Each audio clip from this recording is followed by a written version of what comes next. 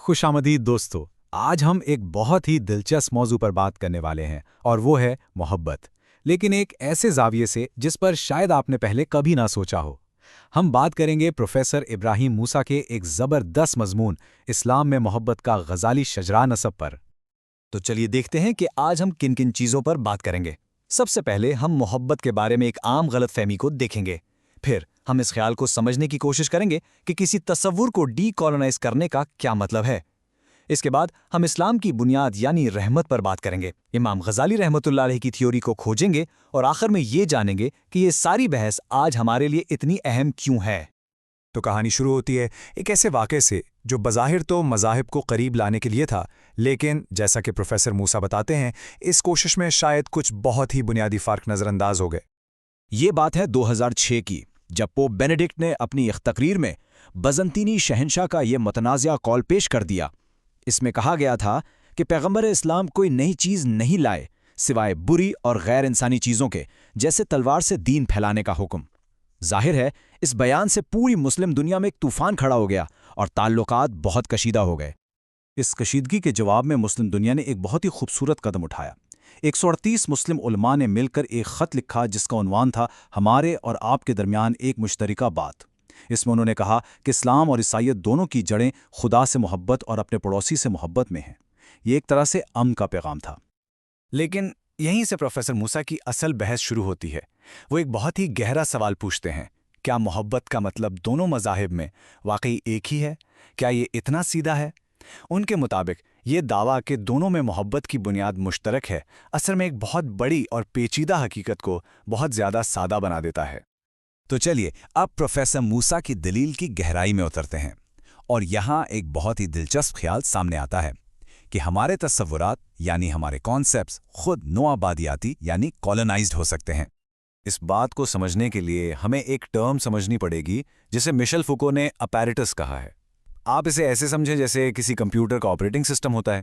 ये वो पूरा सिस्टम है जिसमें हमारी बातें, उसूल, इल्मी नज़रियात, फ़लसफ़े सब कुछ शामिल है, जो मिलकर किसी भी चीज़ जैसे कि मोहब्बत को एक ख़ास माने देता है।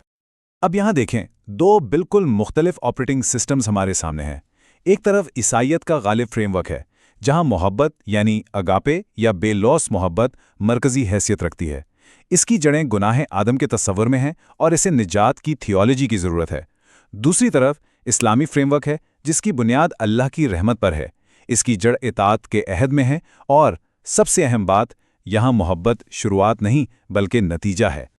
तो प्रोफेसर मूसा कहते हैं कि ख़तरा यह है कि जब दो मुख्तलिफ मज़ाहिब के लोग बात करते हैं तो अक्सर जो गालिब फ्रेमवर्क होता है, इस केस में ईसाई फ्रेमवर्क, वो दूसरे फ्रेमवर्क को अपने जैसा बना लेता है। यानी वो दूसरे मज़हब के तस्वुरात को अपने रंग में रंग देता है, जिससे उसकी अपनी असलियत और गहराई ख़त्म हो जाती है। अच्छा, तो अगर इस्लाम में मोहब्बत शुरुआती नुक्ता नहीं है तो फिर क्या है? इस्लाम की बुनियाद किस चीज़ पर है? ये सवाल हमें इस्लामी अकीदे की बिल्कुल जड़ में ले जाता है, यानी उसकी ऑन्टोथियोलॉजी में। देखें, इस्लामी तसव्वुर में सबसे मरकज़ी चीज़ रहमत है। अल्लाह के जो दो सबसे अहम नाम हैं वो हैं अर्रहमान और अर्रहीम। अर्रहीम तो एक ऐसी सिफ़त है जो सिर्फ़ और सिर्फ़ अल्लाह के लिए है, बिल्कुल अल्लाह के नाम की तरह। ये अल्लाह की ज़ात का हिस्सा है, जबकि अर्रहीम का मतलब है रहम करने वाला, और ये एक ऐसा अमल है जो इंसान भी कर सकता है। हकीकत तो ये है कि इस्लामी अकीदे के मुताबिक ये अल्लाह की रहमत ही थी जिसने इस कायनात को वजूद बख्शा। जैसा कि प्रोफेसर मूसा खुद कहते हैं, गौर करें कि दुनिया पर खुदा का ज़हूर रहमत की सिफ़त से होता है, मोहब्बत से नहीं। ये बहुत अहम नुक्ता है। इसका मतलब ये है कि इंसान का खुदा से जो ताल्लुक़ है वो इताअत के अहद पर कायम है, मोहब्बत के अहद पर नहीं। तो फिर मोहब्बत कहाँ आती है? इसके लिए आइए हम एक बहुत बड़े इस्लामी स्कॉलर इमाम अबू हामिद अल गज़ाली रहमतुल्लाह अलैह के नज़रिए को देखते हैं। वो मोहब्बत का एक बिल्कुल मुख्तलिफ, बहुत ही गहरा और खूबसूरत तस्वर पेश करते हैं। उनके नज़दीक मोहब्बत जड़ नहीं बल्कि उस दरख्त का फल है।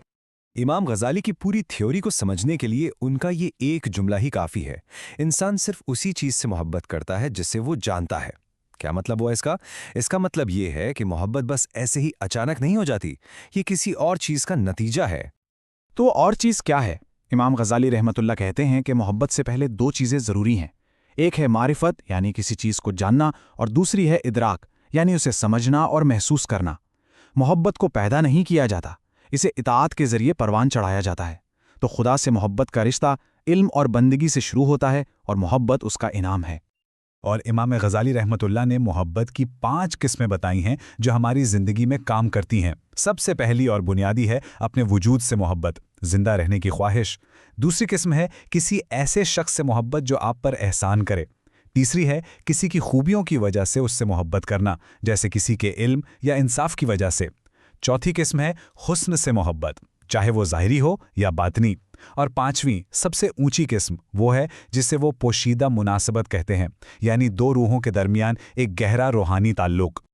اور سب سے ضروری بات یہ ہے کہ امام غزالی کے نزدیک سچی محبت کا ہمیشہ کوئی نہ کوئی عملی ثبوت ہوتا ہے۔ اس کے پھل کیا ہیں؟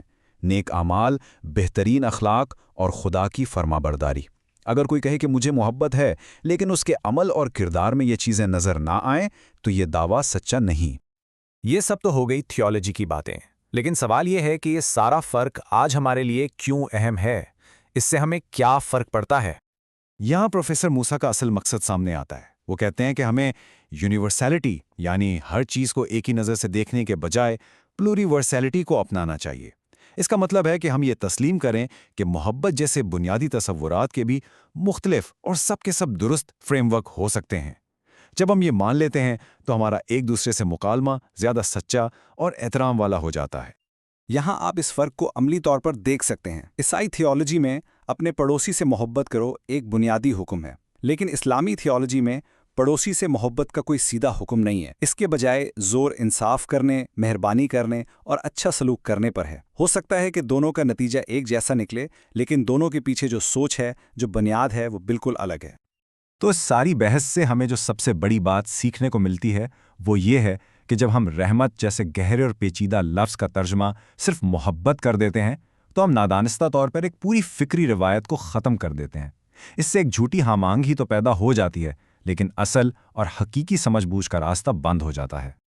اور آخر میں یہ بحث ہمیں ایک بہت بڑے سوال پر لا کر کھڑا کر دیتی ہے۔ اگر محبت کا کوئی ایک عالمی یونیورسل مطلب نہیں ہے تو پھر ہم انسانوں کے آپس کے تعلقات کی بنیاد کیا ہونی چاہیے؟ شاید اس کا جواب یہ ہے کہ ہمیں پل بنانے کے لیے سطحی یکسانیت نہیں ڈھونڈنی چاہیے، بلکہ ایک دوسرے کے دنیا کو دیکھنے کے مختلف گہرے اور خوبصورت طریقوں کو سمجھنا اور ان کی قدر کرنی چاہیے۔